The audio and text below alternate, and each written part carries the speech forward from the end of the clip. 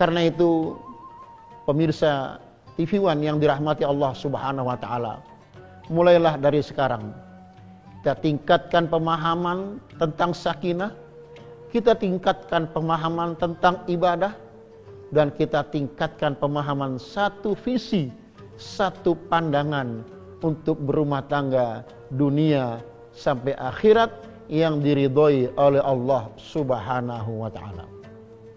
Para pemirsa yang dirahmati Allah Subhanahu wa taala, selanjutnya apa yang harus dilakukan oleh keluarga yang beriman itu? Al-qaulus salim, kata-kata yang menyelamatkan. Boleh jadi suami punya gaya tersendiri dalam berbicara. Bisa juga istri punya gaya tersendiri dalam berbicara. Karena mungkin suami istri berbeda latar belakang, suku, budaya, adat istiadat, dan lain sebagainya.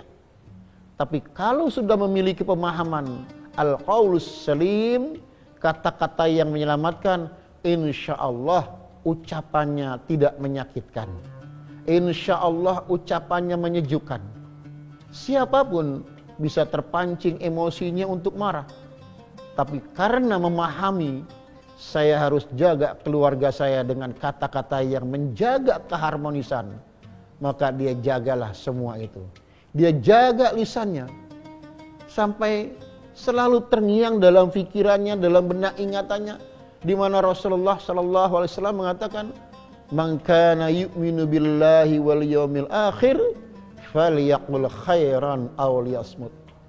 Siapa yang beriman kepada Allah dan hari akhir, hendaklah ia berkata baik atau diam. Seorang ulama mengatakan dengan kata-kata yang singkat penuh makna, as-sumtu hikmah, bahwa diam itu akan memberi hikmah. Maka pemirsa yang dirahmati Allah Subhanahu wa taala, ketika terpancing emosi kita, ketika kita terdorong untuk melampiaskan amarah kita, sadarilah bahwa ada kata-kata yang sangat berbahaya dalam rumah tangga, dan itu tidak bisa dijadikan main-main. Untuk itu Nabi SAW memberikan contoh kepada kita. Tidak pernah beliau memanggil istrinya dengan panggilan nama, tapi dipanggillah dengan panggilan yang menyenangkan. Ya Humairah, wahai istriku yang putih kemerah-merahan. Subhanallah. Begitu juga Aisyah, tidak pernah memanggil suaminya dengan panggilan nama.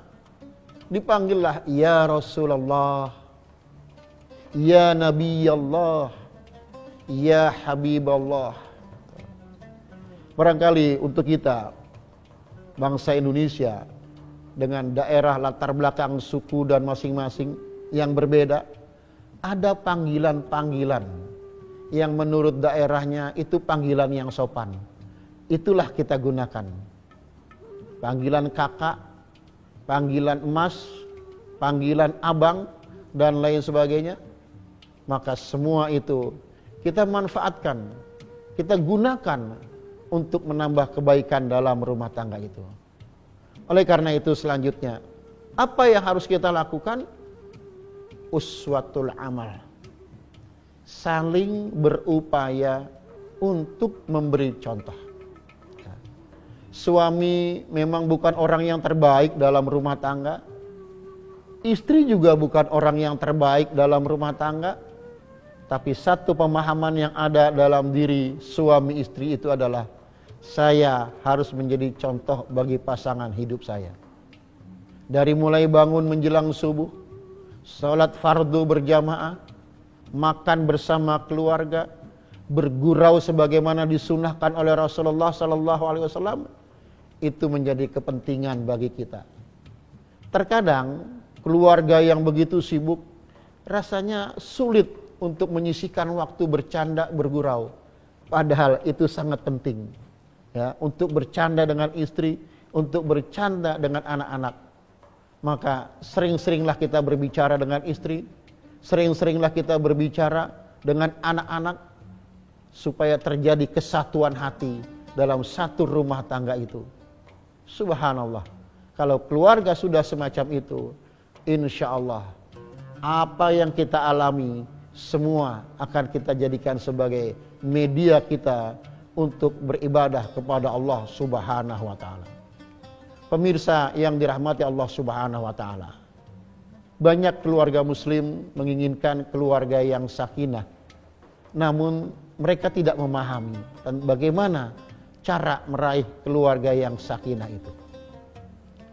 Allah katakan dalam Al-Quran, wa ja'ala bainakum mawaddatan wa rahmah.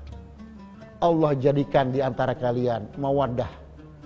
Sebagian ulama tafsir mengatakan mawaddah itu kecintaan secara fisik.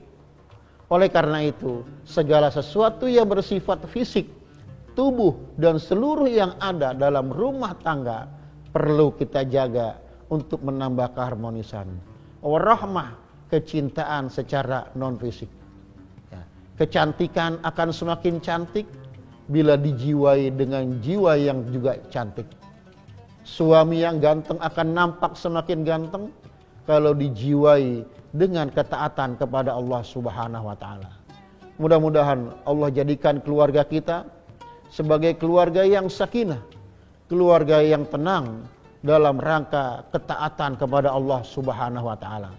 Bukan keluarga yang tenang asal tenang, tidak sholat tenang, tidak ngaji tenang, tidak puasa tenang.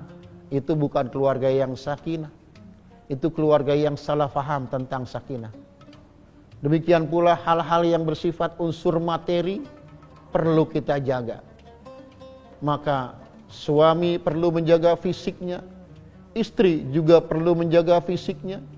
Bahkan bukan cuma fisik yang dijaga, tubuhnya, tapi apa yang ada dalam rumah tangga.